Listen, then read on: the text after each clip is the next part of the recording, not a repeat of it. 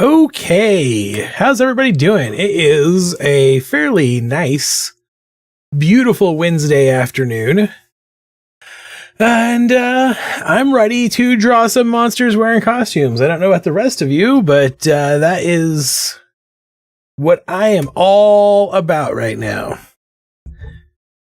We started out this week, we did a handful of monsters already. Just kind of put up a bunch of monsters on a wheel and a bunch of human costumes up on a wheel, spun them out and saw what came up. And I have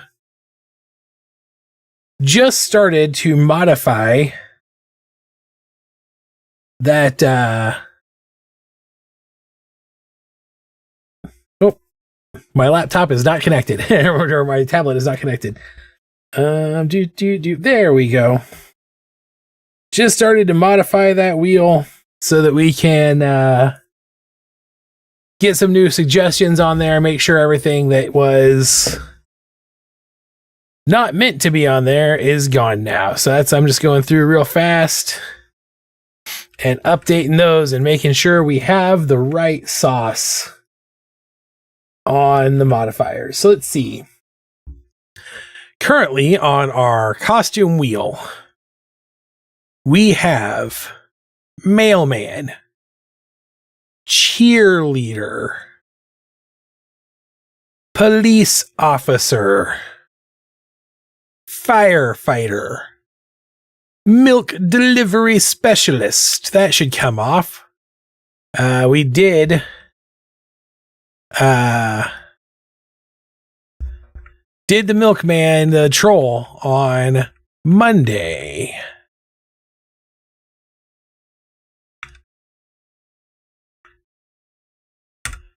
Doctor, lawyer, school teacher, pizza delivery driver, construction worker. Those are the current costumes on the list.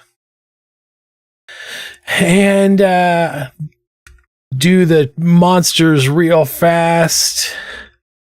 We have little green men. Those are the wild card. Mummy, skeleton, fish person, minotaur, orc, bugbear, blob slime monster.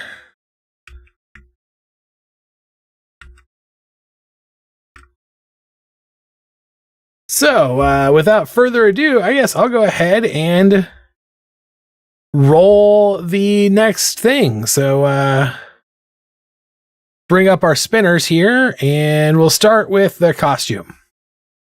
We'll start with the costume.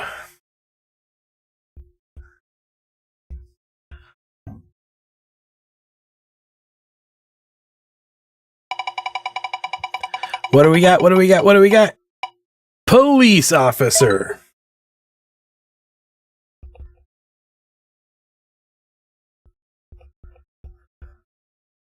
All right. And which monster are we going to turn into a cop? Spin and spin, spin, spin, spin, spin, spin, Minotaur. I don't know about you, but when I see Minotaur police officer, I go, yup.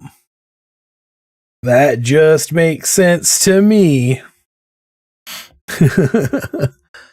So let's do this thing. I'm going to move my microphone down so when I bend over, I'm not dropping below it.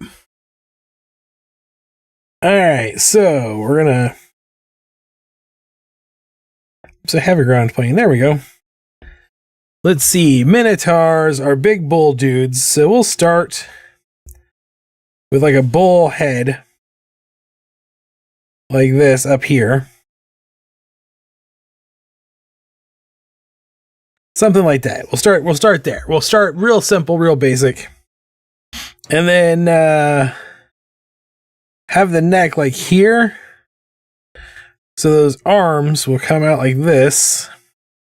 Real broad chest, big old monkey monster guy. Bring down those rib cage. And then You know me. You know how I feel. If he's got a big giant shoulders, then the funniest possible thing that could ever happen would be for that creature to also have little tiny legs. So that's my plan here. I'm actually going to kind of do like a hunched shoulder kind of thing here. Like this. To roll this around like this. And maybe bring it even in tighter. Bring it all in together. Like that. So now we have some little tiny bull legs. Like so. And a little tail. So now we've got our Minotaur's like big body, big hulky body. Just real rough shape pose in there. Come in and add some big beefy arms.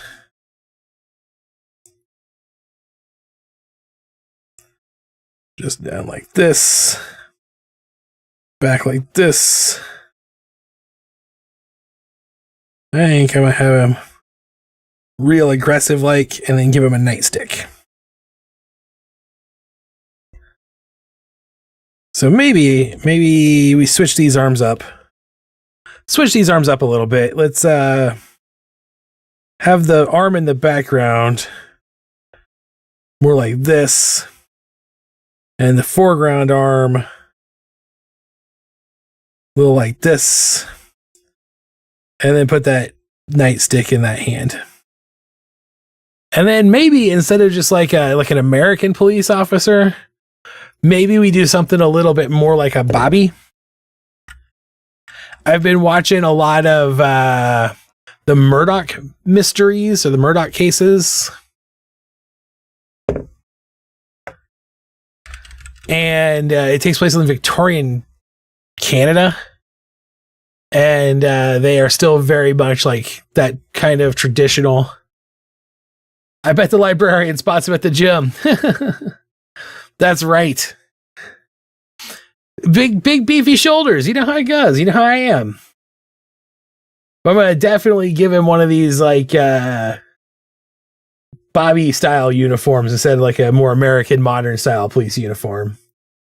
So it just makes me, they're like I said, I've just been watching too much of a TV show that takes place in a Victorian setting. So they've got these big hats like this. So there's our pose. Gonna go ahead and bring this down. How are you doing this afternoon? I'm hoping you're having a wonderful Wednesday afternoon. Speaking of beefy librarians, I was working on getting the Patreon rewards for September put together today to go out soon. So I can have them this weekend at the market and then mail out the rest of them next week.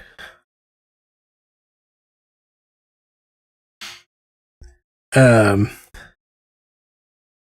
gonna have special surprises in them this month. That's right, I said it. You can look forward to a special prize. I'm not going to tell you what it is, though. Maybe he's a character from Hot Fuzz. Definitely could be. That's kind of the idea. Yeah, that's the outfit. I don't know if actual Bobbies, like if actual British police officers, I think they do. I think they still wear the big conical hats. Most of my knowledge of anything British culture comes from Doctor Who. And you never know if you're in the right time period. All right, so what does a cow's nose look like? I obviously don't draw enough cows. What does a bull's face look like?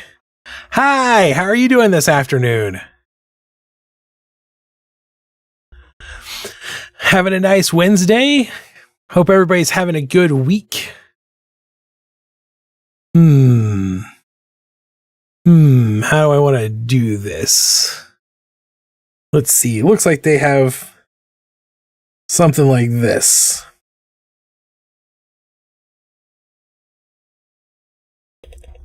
Actually, let's come in here, sketch in the actual face line so I know where I'm working. I was literally typing Doctor Who makes me think I was still in uniform today. That's why I'm like, it could very well be. But I honestly, I don't know. I used to know more about like British stuff. So I'm going to bring this nose down into a little bit more of a muzzle. Have these little beats like this. Give him a little nose ring. He might be a cop, but he's still a bull. I think it's okay for a bull to have a nose ring. And bulls are always angry. They have big old heavy brows and angry rage eyes. Like so.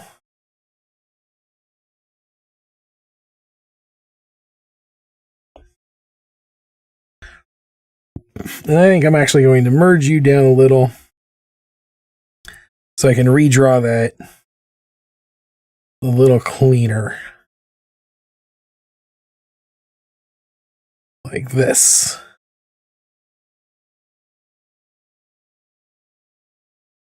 There we go. This looks bad. This is not what I was hoping to do. I am screwing this up. Okay, if I come in here, let's go back to this layer and box in the end of the face like so. Okay. Okay. This is one of those situations where sometimes, guys, sometimes everybody, you just have to erase what you were doing and start over because you're just not happy with it. So here's what I need to do. I need to come in here. I'm going to draw this line. This is the center point of the bull face. This is the eye line. So we'll have nose. Nose plane. Coming down to a little boxy shape. Like so. Come back on the face. Like so. There, that's better. That's better cow face. There we go. Then we can come up here and bring his big conical bobby hat up. The bullish bobby. Yeah, I currently have on screen. I just realized that now that I've took some stuff off, it no longer covers up all of chat. So people can see part of chat. I currently have on screen the list of monsters that are on the spinning wheel. I will have to take Minotaur off, obviously, before we spin again. And I'm basically doing traditional D&D monster type things. Plus, I put aliens on the list because they were part of the original idea behind this set. But I think I want to do them separate as a separate sticker pack. So they're on the list, but if I roll them, they don't count towards the 5 character total that we're going for. And will be bonus stickers. So they're like a little wild card, fun break from drawing monsters, really. Or from drawing D&D monsters. So we've got Little Green Man and Classic Grays. And then if I only do the 2 of those, then we will do more later on. We'll finish out that pack. We'll do 5 of those later on. But I had fun doing the Alien Barista on Monday. And really just kind of thought it would be fun. But they don't thematically always fit together, so.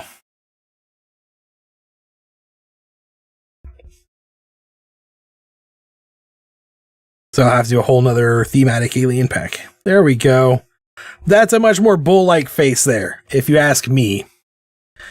I know you have to because I'm streaming. So you don't have to actually ask me. I have to talk anyway. Otherwise, it'd get boring watching me. So I did realize I figured out why nobody knew I streamed on Monday until they actively went looking for me.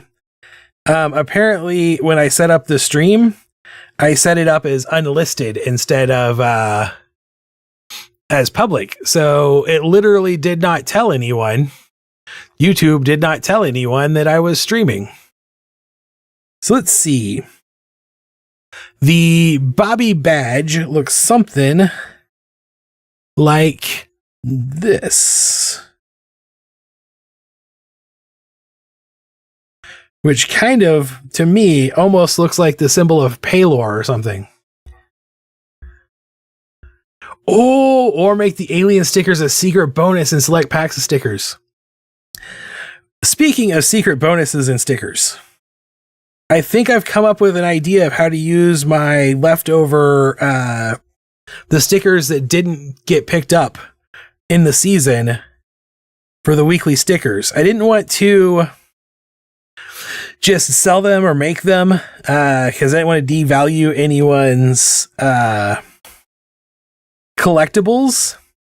But there's actually a lot of the ones that didn't get picked up. I made less than 200 of originally anyway.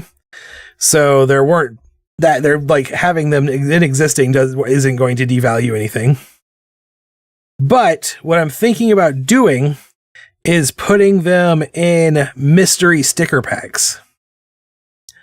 I have some like B tier stickers, like stickers that didn't meet up to my production standards, and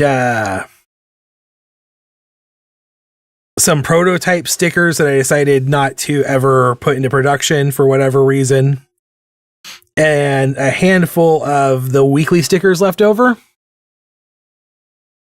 And so I was thinking about putting them in a little, I've got these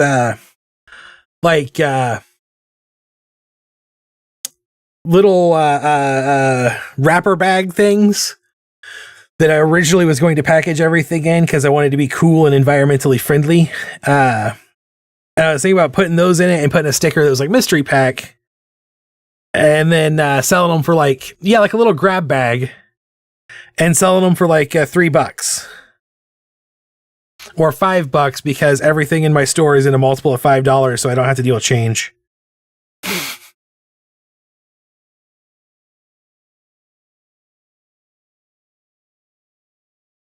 Yeah, like that, like a mystery grab bag, just like that. And I thought I would ask you guys, the audience, my patrons, if they would be cool with that, because I don't want to devalue your Patreon experience as people who support me and make sure you always get your stickers. I wouldn't be making new ones. The ones I have that didn't get claimed at the market would be what's gonna go in them. I wouldn't make any more.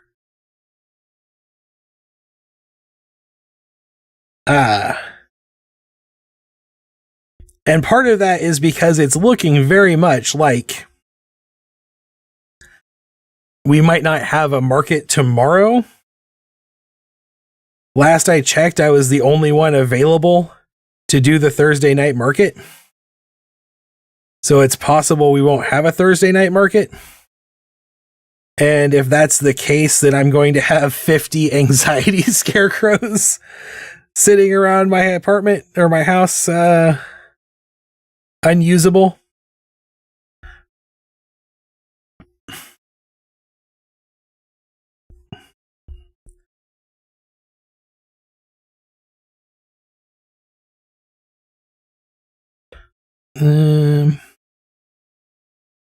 Do bulls have bushy tail thingies? They do. Okay, good. Just double checking. Okay. Let's turn this down even further. What do you think? What do you think of this dude here? Is there an event right now or tomorrow? I don't know. Honestly, from what I've learned, a lot of the standard vendors don't do October for whatever reason. One of the Thursday night vendors who's like an anchor of the market is a midwife, and October, November are really the busiest times a year for her. And then I know Origami Chainmail just does not do October because it gets too dark and cold, and they don't do very, like, they're just like, their Thursday nights don't do well for them, so they just kind of gave up on them. I don't know why no one else has said they would be available, so. The way the market works is we have a weekly, like, sign up where we say we're coming so they can know who all's going to be there. Thank you. I think, though, this arm is a little messed up. I'm going to have to figure out how to fix that. Probably just by bringing it over like this. That's probably good enough. And then actually bringing his jacket over a bit further here. There, like that. Oops. We'll just merge that down. Doot, doot, doot, doot, doot. So really, it was one of those things where it was bound to happen sooner or later. We'd have just people not being able to be there. It's the market is winding down for the season. I just like Thursday nights. I like going out on Thursday nights. They're a lot more relaxed as far as like the atmosphere. And honestly, from a purely financial situation, I make as much money on a Thursday night as I do on a Saturday most of the time. And like I said, a lot less work, a lot less stress involved in it. So I'm going to use a smaller brush size here. I like that.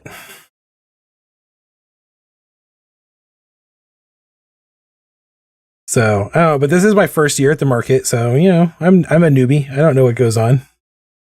They are still going to do a trunk or treat thing on Halloween. So, we'll see.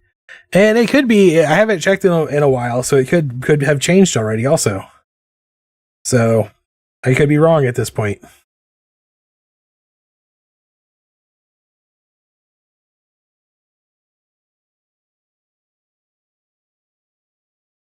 Let's fix that.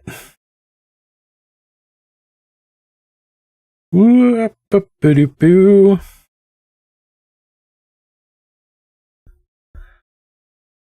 Cows have flat teeth because they eat grass. He doesn't need 2 rows of teeth. All right, and then I'm going to bring this over. Like,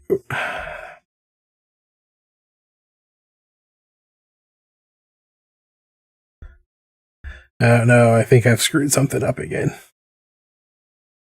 But that's okay. The great thing about working in digital art is that if you screw something up, it's very easy to fix it. It's pretty easy to fix it in traditional art also, but usually that requires waiting for something to dry. So let's bring this down like this. So I can bring this up and around and redo the head like that.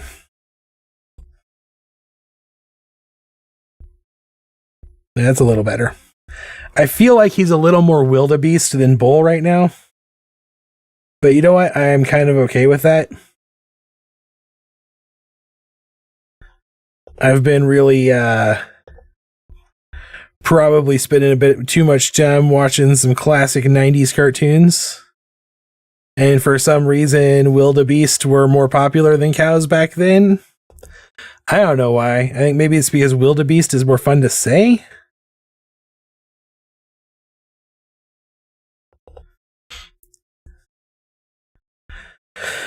But if anyone is curious about what my favorite 90s cartoon is, definitely Rocko's Modern Life. Hands down. It's hard for me to embrace, like, it's hard for me to say I have a favorite cartoon because I'm like, in what genre, you know? And it's especially hard for me to have a favorite 90s cartoon because there are so many good 90s cartoons. And that's not just nostalgia talking. That's like me as a cartoon loving person going, there's a lot of really good cartoons in the 90s. Another time period that is a lot like that. There's a lot of really good cartoons in the like 2010 to 2015 era. The second golden age of cartoons was that time. The Tick was a great cartoon. And it's almost unfair because, like, it's hard to say Rocko's Modern Life was my favorite cartoon from an era that also includes Batman the Animated Series or Gargoyles, you know? But there was something about just Rocko. I tell people I have a soft spot in my heart for Nicktoons of the 90s because they were the first time I felt like cartoons were targeted at me specifically and not like my older siblings. Doug was one of the first Nickelodeon's Doug, not Disney's Doug. They're the same character, but they're very different shows. Not to say that Disney's Doug is bad, just that it is much later than in time, and thus not the same show that I'm talking about. Our cartoons were the best. Doug especially was important, like a big turning point for me because it was definitely like the first 100% targeted at millennials cartoon. I was obsessed with the X-Men. It was how I started collecting the comics. It did its job. Gateway drug to nerddom.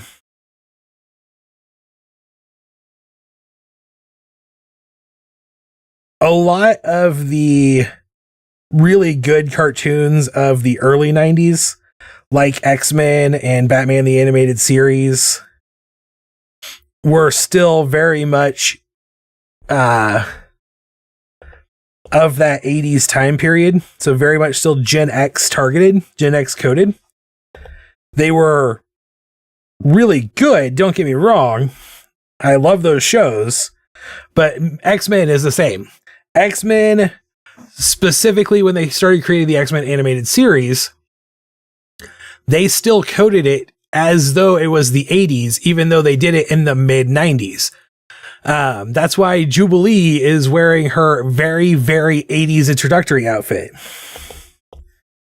She's totally tubular in every way.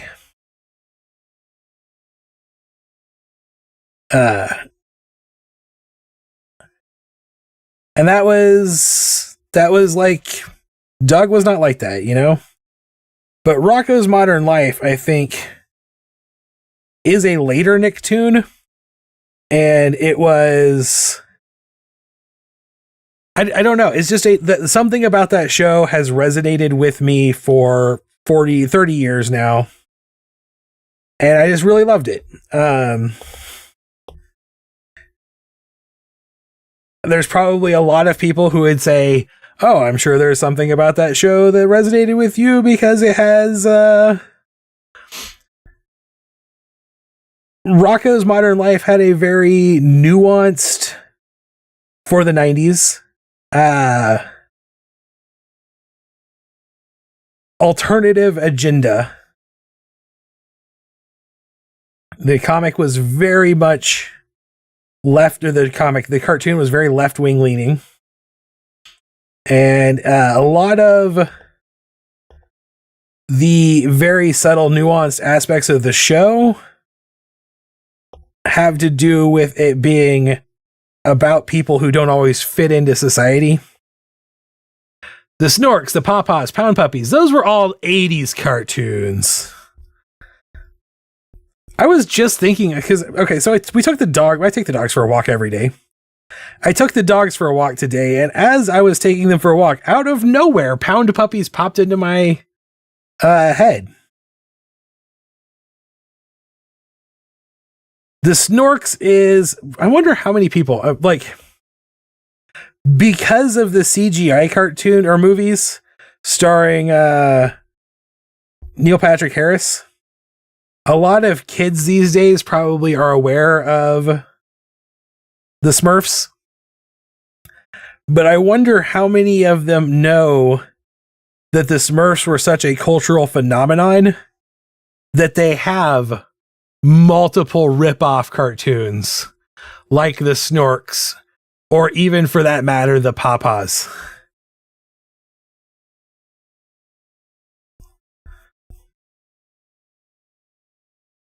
I'm not there is something like 80s cartoons have, there is no other generation, other era of cartoons that has what they have.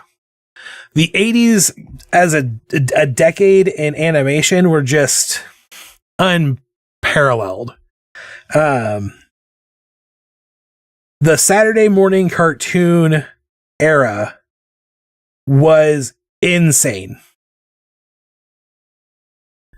It was animation as an art form being mature enough that there was a lot of profit in it, but they hadn't yet passed all of the laws that stopped them from using cartoons as giant commercials. The closest they had gotten were oh man, I'm a super nerd about cartoons right now. In the 70s, the late 70s, they started to realize like how crazy it was that all of our cartoons were basically commercials for toys. But they weren't ready to really do anything about it yet. So they did pass some laws that did stuff like say that your cartoon can't just be basically a commercial for action figures. Like, it has to have a value, a message. So that's why you have like all of these cartoons in the 80s shoehorn in some sort of important special message. G.I. Joe is just a half-hour cartoon or commercial for G.I. Joe action figures, but it gets away with it because of that last few minutes of the episode.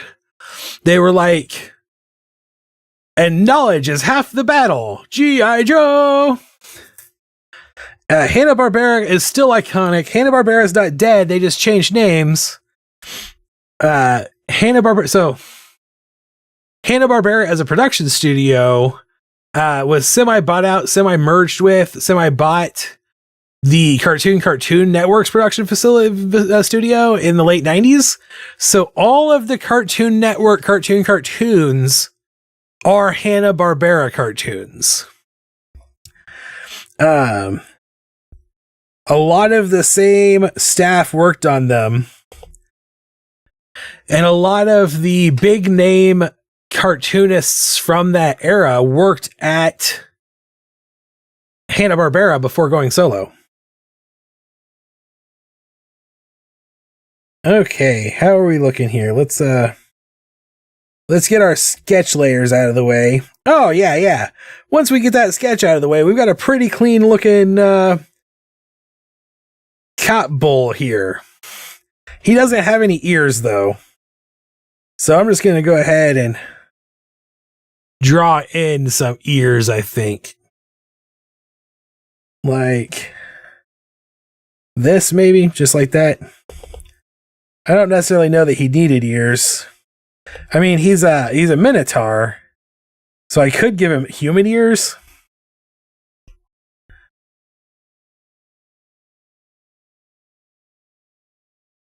There we go. Raw. This guy totally has an Irish accent.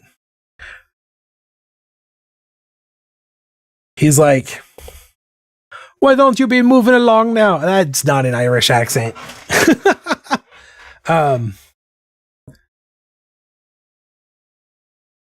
Officer O'Malley says, I can't do an Irish accent all of a sudden. It's gone. I reach for the Irish accent, and all that comes is any other accent on the planet.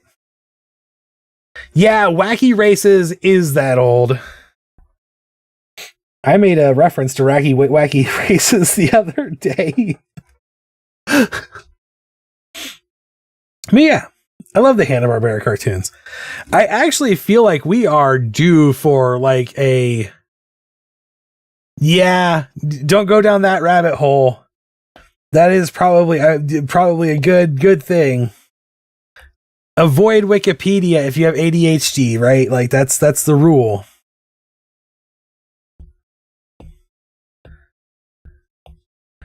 Boo-doo-boo-doo-boo-doo-boo-doo-boo-doo-boo. Cops wear blue. And then bulls are brown.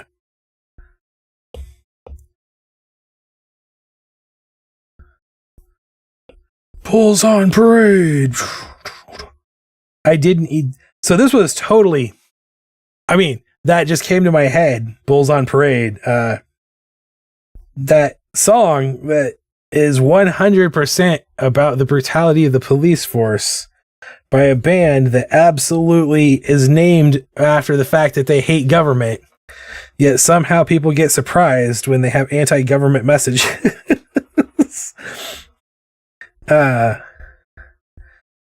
Not intended. Happy accident. I rolled to get the bull. Let's give him just brown eyes so we can limit our color palette also. Like that. I'm going to come up here and we're just going to clean you off. Like so. Come back down here. Oh, I'm frozen up. Yeah. It probably does not surprise anyone that I love me some Rage Against the Machine. Oh no! Banana pants! We're having one of these days. Okay, I'm going to try something here. Do do do do do do do do do do do do do do. Turning off my screen. Turning off my screen. Bloop. Oops, you gotta turn off the screen first. Transition. Okay, there we go. I am going to try restarting Fresco to see if that file will open. I might have to restart my iPad.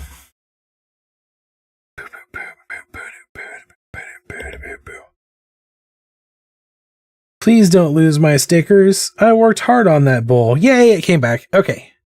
So now I can turn that screen back on and put it back up. There we go. Wah, wah, wah, wah, wah, wah. Okay. So good news, everybody. It fixed. Let's do a little yellow ring in his nose. His eyes should be white. I missed an ear when I was doing the brown earlier. And then the horn, oops.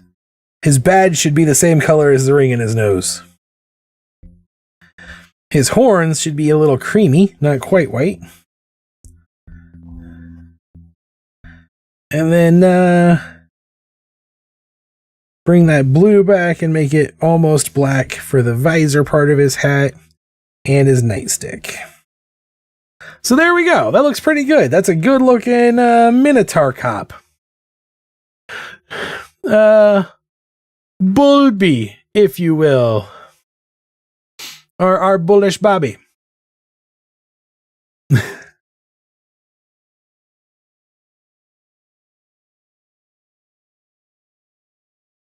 Yeah, see, I could sit here. My brain is literally just cycling through cartoons in the back of my head. I announced that Rocco's Modern Life was my favorite 90s cartoon, and now my brain's going, are you sure about that? Are you sure? Because like the 90s includes Gummy Bears. And I'm like, no, it doesn't. The Gummy Bears came out in the 80s. Teenage Mutant Ninja Turtles came out in the 80s. But it is really hard to not just say Batman the Animated Series. Like, you can't go wrong. If it's a Bruce Timm property, you are right to like it. Okay, let's give him some shading and get on to Duder number 2, because we've already spent a lot of time on this bull today. Bulls on parade. Oops. This should be 80%. And now I'm going to have that song stuck in my head the rest of the day. That's fine. I actually, the music of the playlist, right, Rocky and Bullwinkle. I think Rocky and Bullwinkle, even, like, it was definitely still on in the 80s, but I think it predates us by a lot.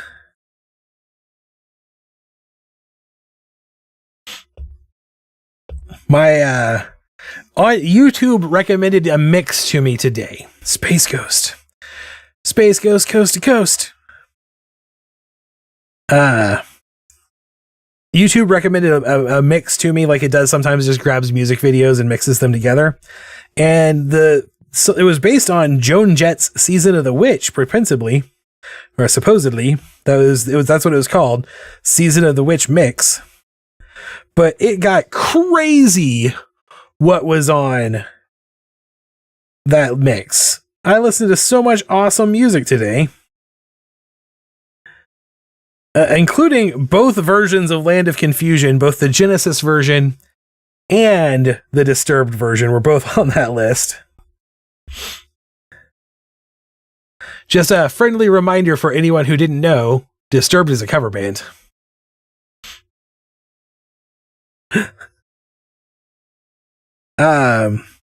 This is my hill. I'm Huckleberry. That you're talking the Hanna-Barberas. And I love Hanna-Barbera cartoons. I just do. I mean, Yogi Bear. Heck, for that matter, yeah, Josie and the Pussycats, all of the Archie cartoons. For that matter, the original Hanna-Barbera designed Scooby-Doo.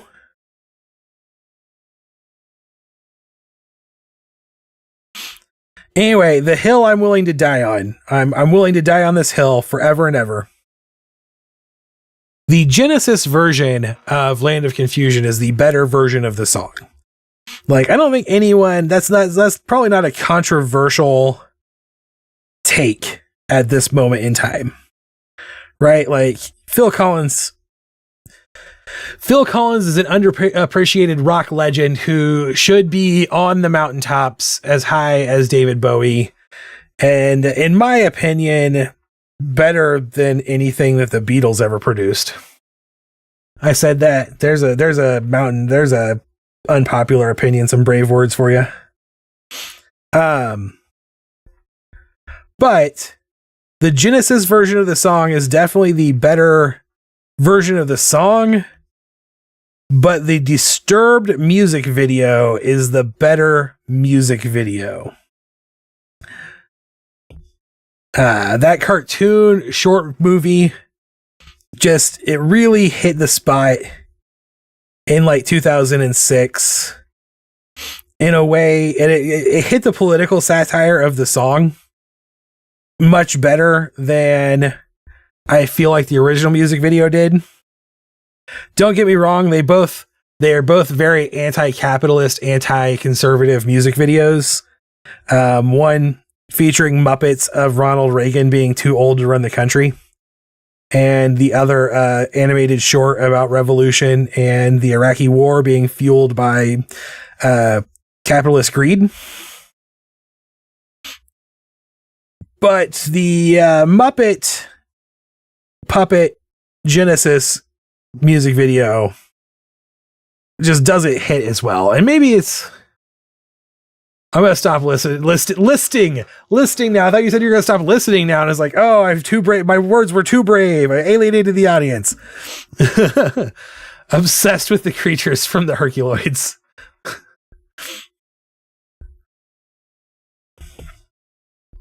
Anyway, those were my brave words. Oh, I love culture, guys. I love pop culture. It's weird being a nerd in the modern world where geekdom feels almost like defined these days by what you hate instead of what you love. It makes me crazy because I love our stupid, crappy universe. I love cartoons. I love music. I love dumb books.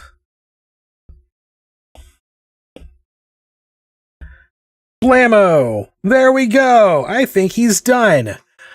That's a beautiful Minotaur cop, Bobby. Bully Bobby. Bully the Bobby. I think he came out great. So we got a little Minotaur cop. We'll put him over here, shrink him down. We got the Troll Milkman. We'll bring him up here. We got this classic big-eyed gray alien barista. And we got our Cyclops farmer.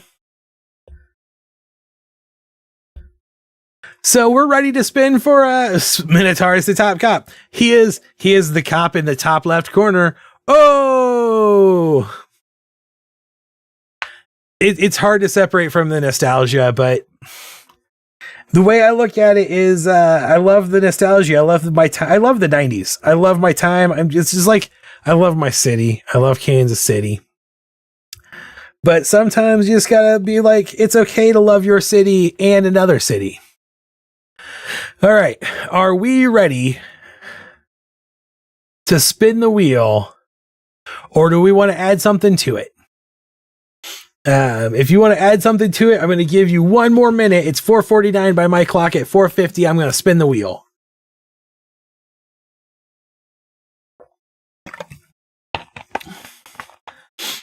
I'm drinking name brand soda today. Hashtag not sponsored.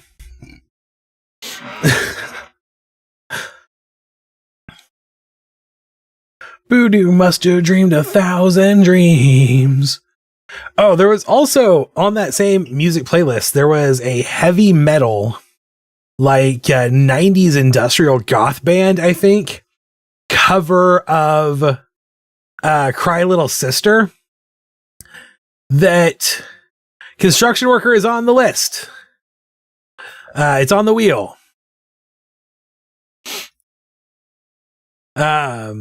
The heavy metal, it was weird because Cry Little Sister from the Lost Boys soundtrack is definitely like a definitive song for me as a person.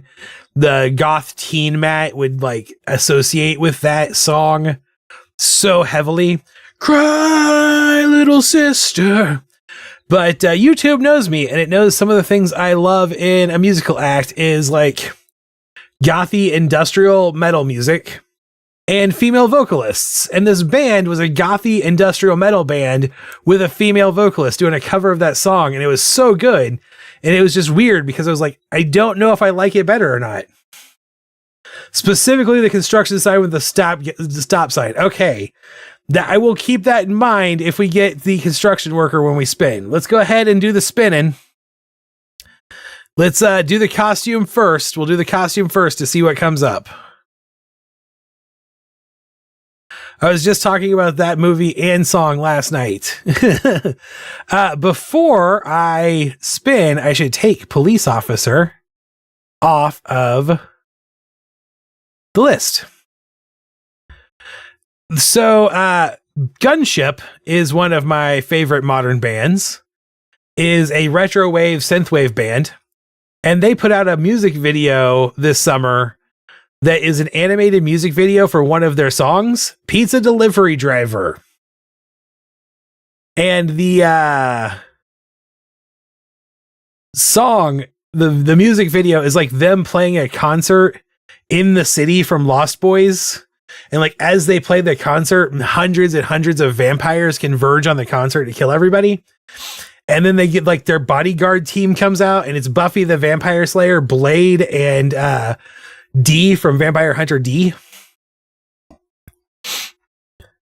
And we should take Minotaur off of this list before we spin it. It's a really good music video. I had a lot of fun watching it. It has the Cory in it. The Frog Brothers are definitely vampire hunters in that music video. Secret truth about me, I'm a fan of the Corys. Fish Person, Pizza Delivery Driver. So my plan here for this fish person isn't just like a fish person like my Eldred, the princess from the Eldritch Breakfast Club. The plan here was like a fish person like Black Lagoon style fish person. If anybody was wondering what I was thinking when I put it on the list.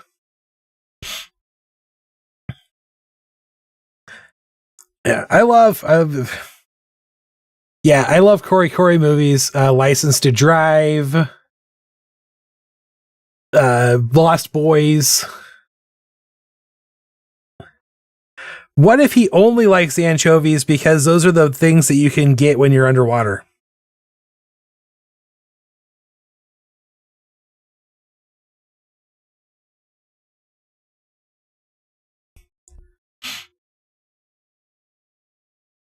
I'm trying to think of Dream a Little Dream. Trying to just think of Cory movies. So, you've seen Lost Boys. Were you aware of the fact that there are like 4 sequels to that movie? And that the only person that returns to any of them is Corey Feldman?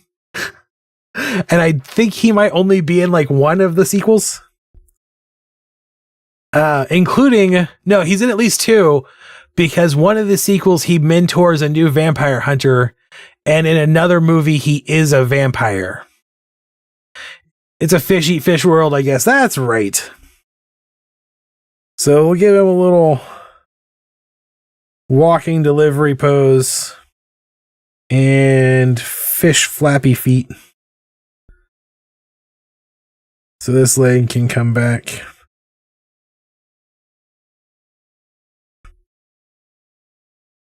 I think I'm gonna have him wear his hat backwards.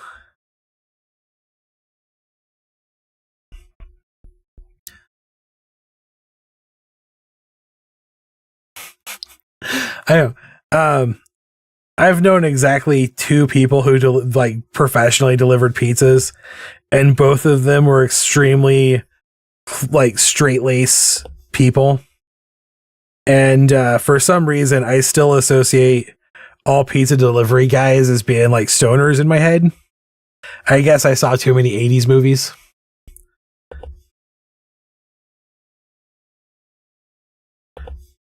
So I'm going to give this guy like a little scriggly goatee down here.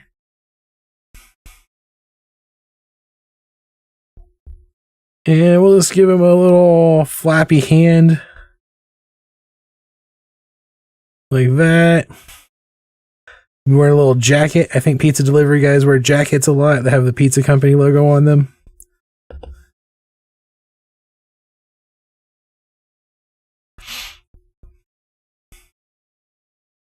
This leg is in the front. I want to make sure I know that that leg is in the front. There we go. Like, whoop.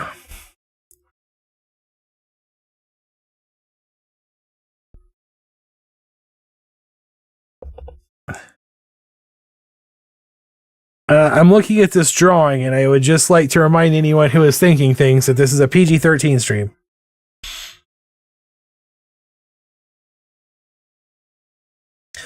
Let's do some detail.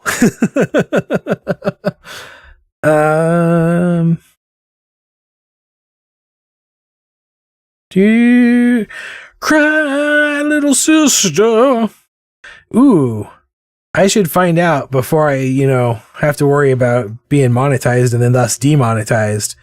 If you can get demonetized for singing copyrighted music badly on your stream.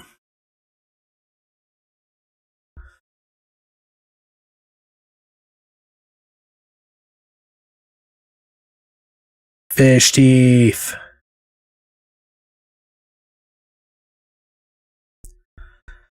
So in the world of Dungeons and Dragons, there's like two types of fish people. There's like the Samhangoan and the Krawatoa. I'm probably not pronouncing those right at all. Someone will be like, what a fake nerd. He doesn't know how to pronounce Sangwahan. But basically one is like a creature from the Black Lagoon style fish person, and one is full on like a fish with legs.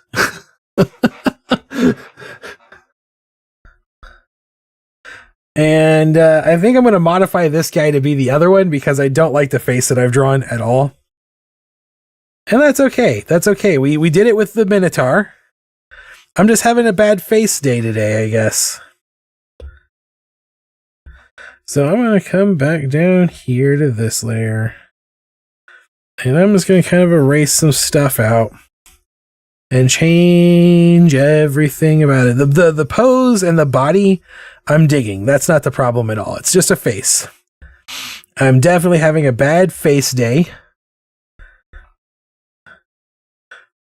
And that happens sometimes. So we'll come back here.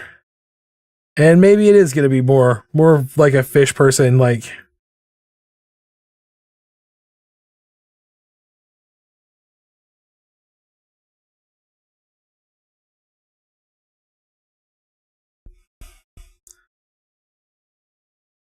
Oh, yeah, whiskers coming off. Like a catfish. Because this guy's catfished someone. Oh! Yeah, that's just a better head. I was trying to avoid looking too much like the fish person princess from the Eldritch Breakfast Club. But that was a good drawing, and I shouldn't be ashamed of having an ability to draw a very specific type of fish person pretty well. Embrace your weird art. That was this week's video. If you haven't seen it yet, I do have a new video, actual video up on the channel. In it, I am drawing a brand new sticker design. It is a pizza monster, like a monster made of cheese and pizza sauce, eating a big old slice of pepperoni pizza.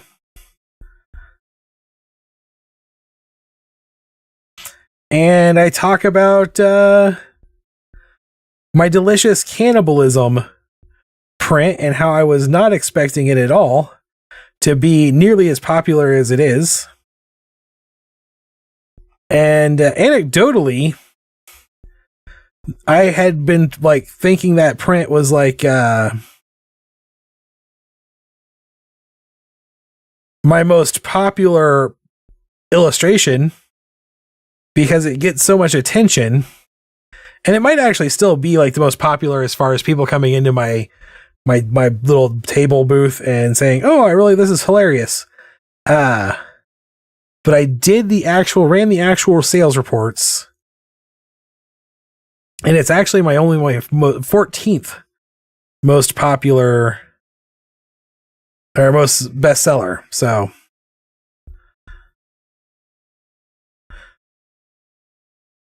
how mad are you going to be? How mad do you think the people are going to be that this pizza delivery guy is delivering their pizza in the box without putting it in one of those things to keep it warm?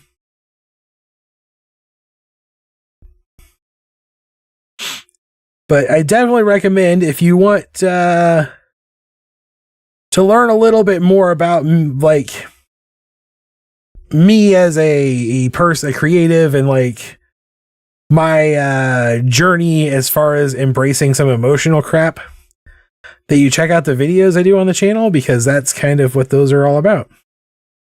I draw a picture and I talk about something I've learned about my life. And delicious cannibalism being popular taught me that I need to embrace. Well, it taught me a lot of lessons, and you could go watch that video to learn them all. Ooh, making some people watch some stuff.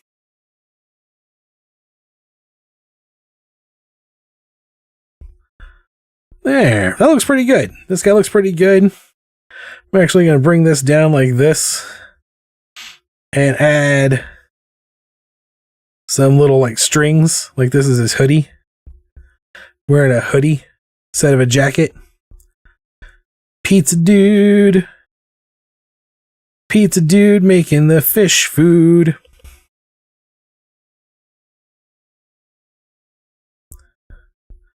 Fish pizza.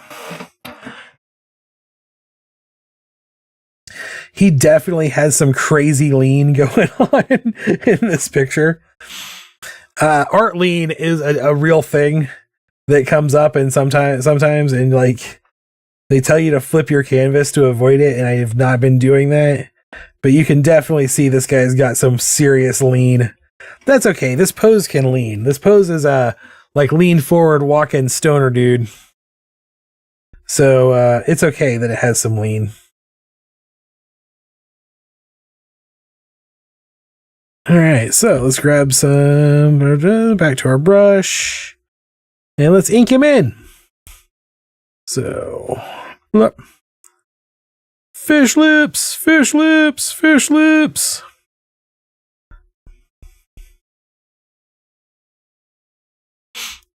I also recently watched a video essay on The Cable Guy, the movie The Cable Guy, which I'm betting there are people in my audience who don't even know what that movie is, because I don't think it has much of a cult following. I think it's just a piece of media from the 90s.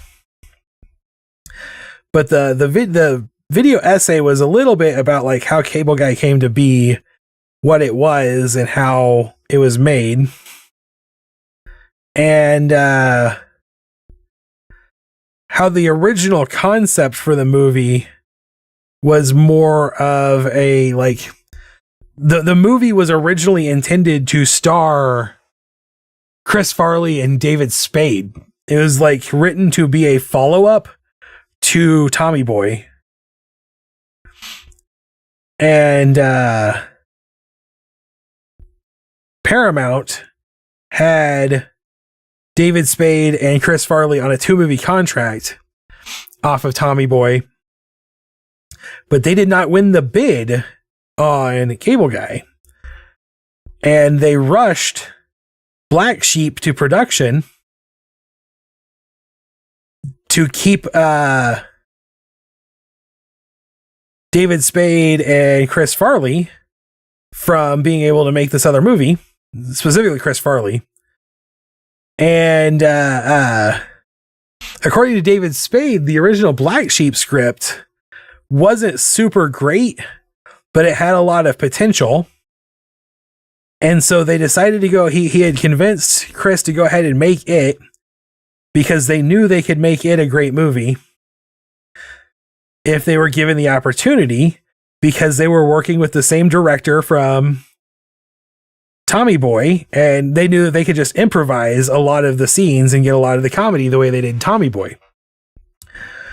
But like the day they started filming, Paramount fired that director and replaced him with the director from Wayne's World, which is also one of my all-time favorite movies. Even though it is very, very dumb and does not hold up very well, it's still one of my favorites. And she actually went out of her way. She would not let Chris Farley and David Spade improvise on the set at all. So a lot of like what they thought they were going to be able to do to make the movie work didn't get done. And then the network came in and like altered a whole bunch of stuff. And so like what had started out as like a 45-page script that was basically built on the idea that the guys would make up most of it as they went along got turned into the film that was being made and nobody wanted, which is why that movie bombed at the box office. And at the same time, the network that bought Cable Guy then hired Jim Carrey, who had made 5 movies in a row that all made crazy amounts of money, to do Cable Guy, thinking they were going to get this like weird slapstick buddy comedy. And he and Ben Stiller and Judd Apatow got together and turned it into the dark comedy that they made, without telling anyone that that's what they were going to do. And so the network like forced a bunch of changes after it had already been filmed and edited and premiered, or was about to premiere. They'd already like sold a bunch of tie-in endorsements and stuff based on it being this like dumb Jim Carrey comedy. And a lot of people thought it was going to kill his career, but the essayist points out that it actually might be the reason, like because of Cable Guy, Jim Carrey was able to stretch his acting chops and get a taste for more dramatic and serious work. And so without it, we probably never would have gotten something like The Truman Show or Eternal Sunshine of a Spotless Mind. It's a good video essay. I'll try to remember to put a link to it in the description for this video so you guys can check it out. I really, really thought it was good. I like a good video essay. It's like learning, but without having to do a lot of work. That's not true. That's not really how I think of it.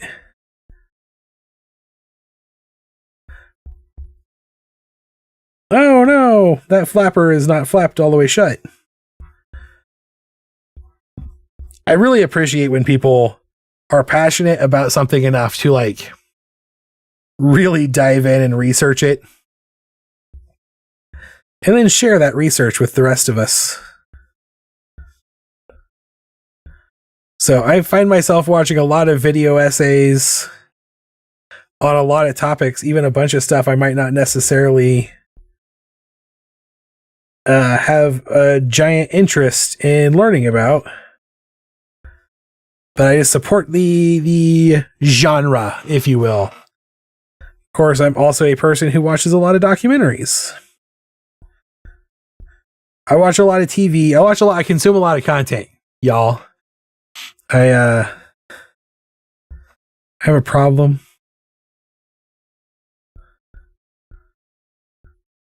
All right, I think I'm going to try to reuse some of these same colors.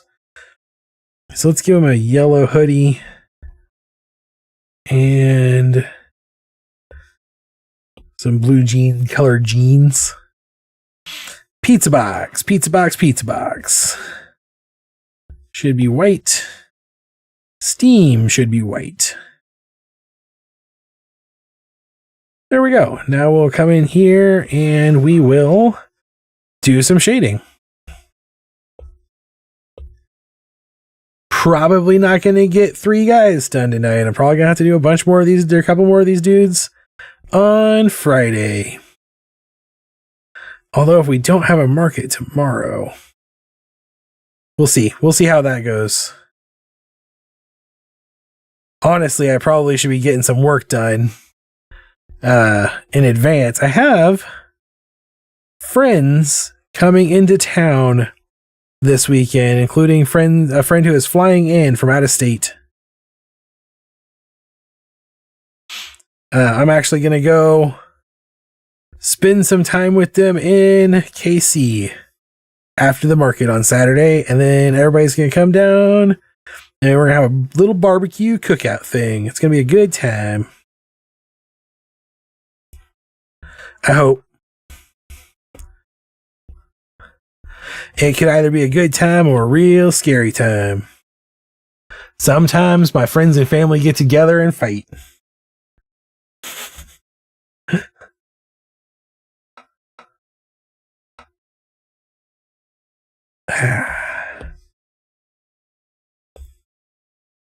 And you know what? Sometimes that's a good time. Sometimes.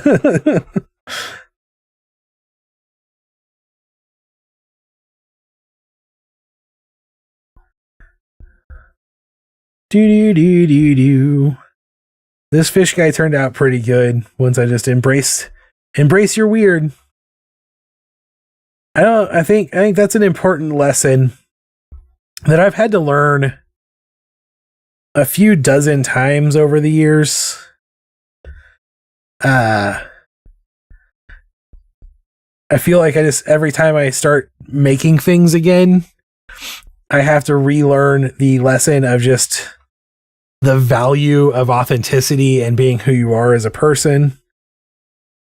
And it's something that intellectually it never goes away. Like, I always know that to be true. I always know that's the number one thing you can do. But at the same time, once you actually start making stuff, that becomes harder and harder and harder to accept for yourself. That, you just need to be you. It's a hard lesson, so I constantly have to relearn it over and over and over again. And that's a thing I've been really working on here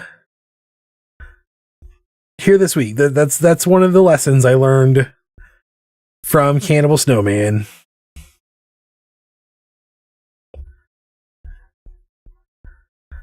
It's a whole thing. It's an ongoing process. But I knew my first foray into creating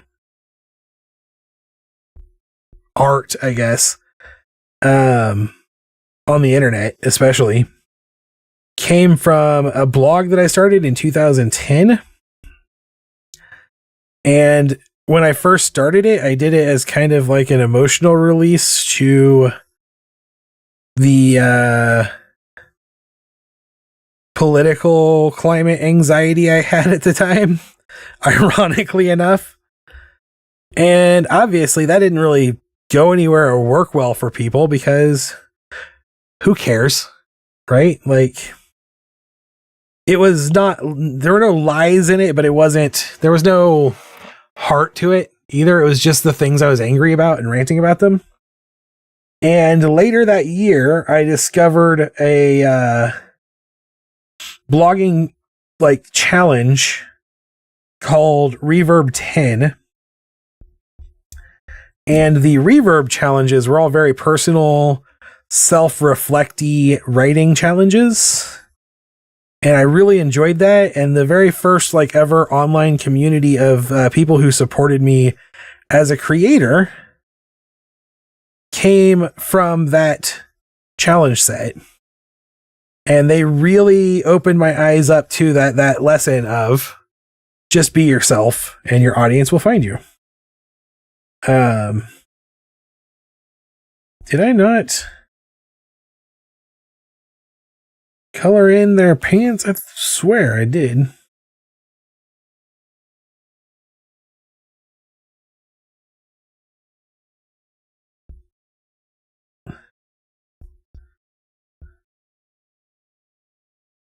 Oh, it's on darken, not multiply. That's what's going on. Okay.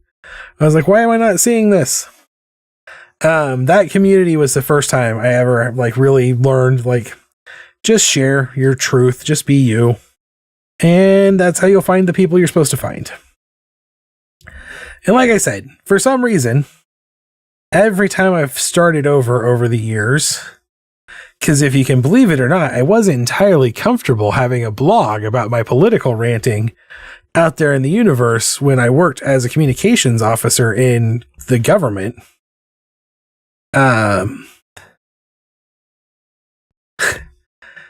I've had to relearn it. I've had to relearn it as I've come back to everything over the years. So I'm relearning it again now as a new artist doing this. And it's a lot of fun rediscovering lessons that you should have already learned. All right. I'm calling that our pizza fish. Hey, Garrett, how's it going? Hope you're having a wonderful Wednesday.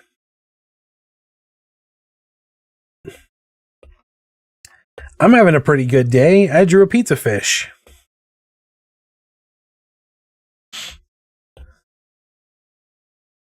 Invert this selection. Oops. So yeah, anyway, if you want to hear all of that ranting in a more like easily consumable 5-minute bit, you can watch yesterday's video. I actually talk about more stuff than just that, and it's concise. Also, you can see me draw the pizza time drawing, which is in no way, shape, or form directly a ripoff of Pizza the Hut from Spaceballs. Okay, fish dude, you are looking dudical. All right, we have about 10 minutes left in my normal stream time right now.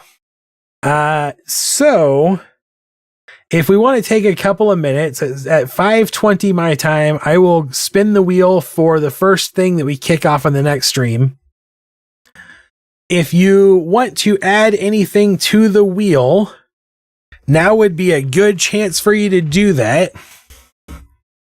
Currently, on our list of monsters that we have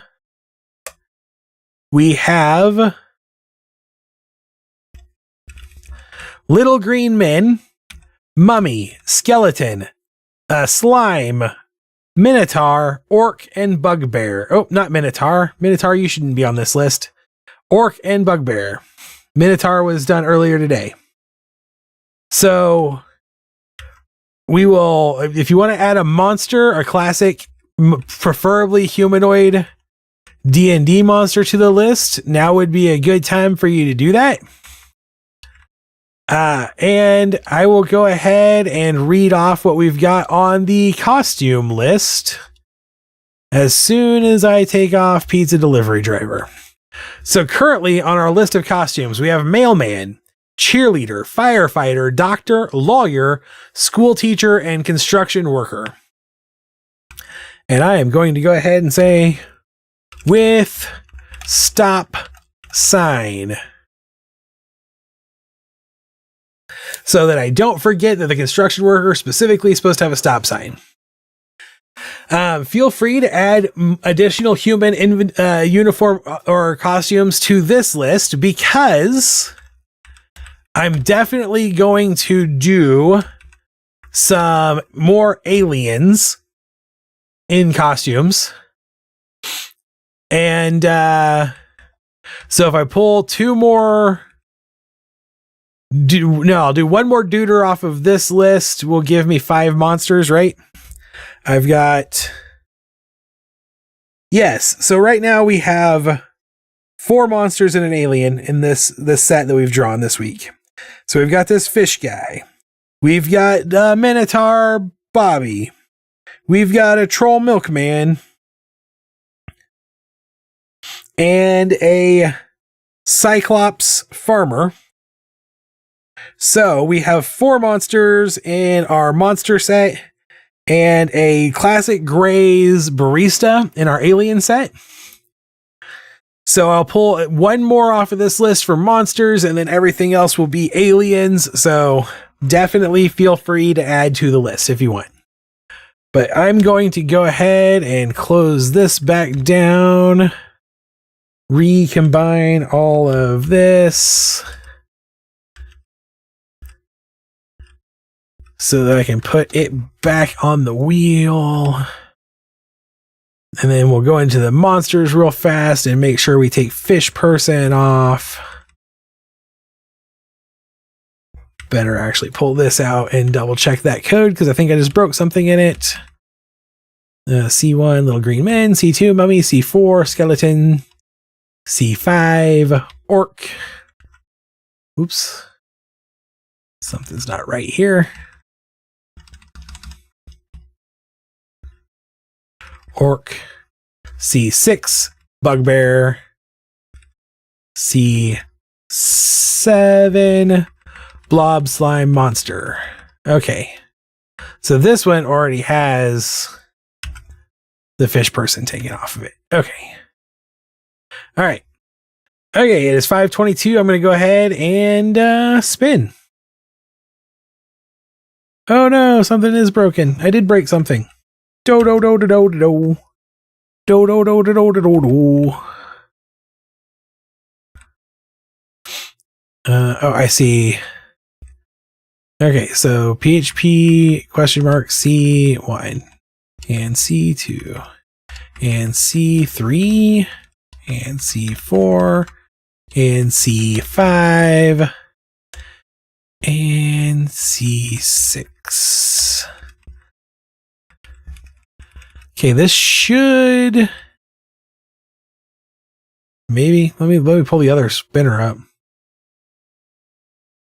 and see why this is broken. Did I miss something? No, that should be working. Okay. All right, well, this should be working, so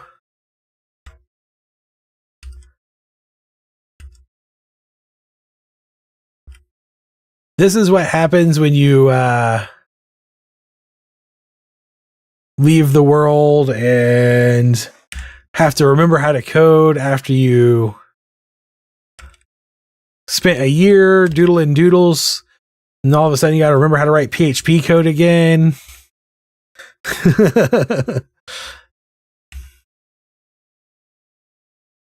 Okay. This should work now. Oops. I screwed that up. Oh, that's right.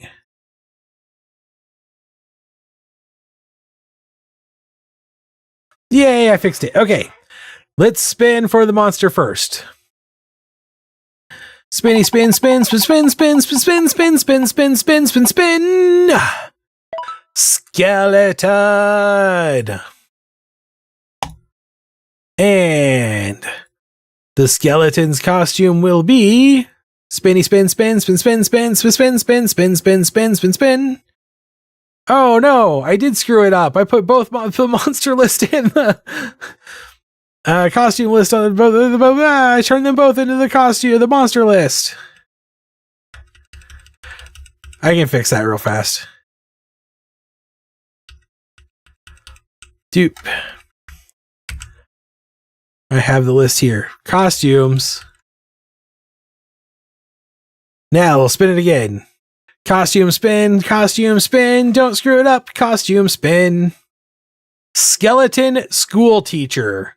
Bum ba la lum bum ba. I accidentally spun it a second time. All right. So when we come back next time, we are going to draw a skeleton school teacher. And then we will draw some aliens dressed as people workers. Probably, without spinning, I'm going to say at least one of them is going to be an alien construction worker holding a stop sign. Because when people give me specific requests, I deliver. So, thank you guys for coming out and hanging out. Y'all have been great. As always, thank you for listening to me as I wax poetic about cartoons, movies, and music from like 40 years ago. And talk about my personal navel gazing as my professional hobby. I have had a good time drawing some monsters for you. I think this is a pretty good little pile of monster dudes here. I think they're probably getting ready to have a party with some milk and pizza at it. And maybe they'll even invite the barista to bring them some coffee. I hope you will join me next time as we finish off this sticker pack and start on the next one. Thank you for coming. Have a wonderful evening. And remember, as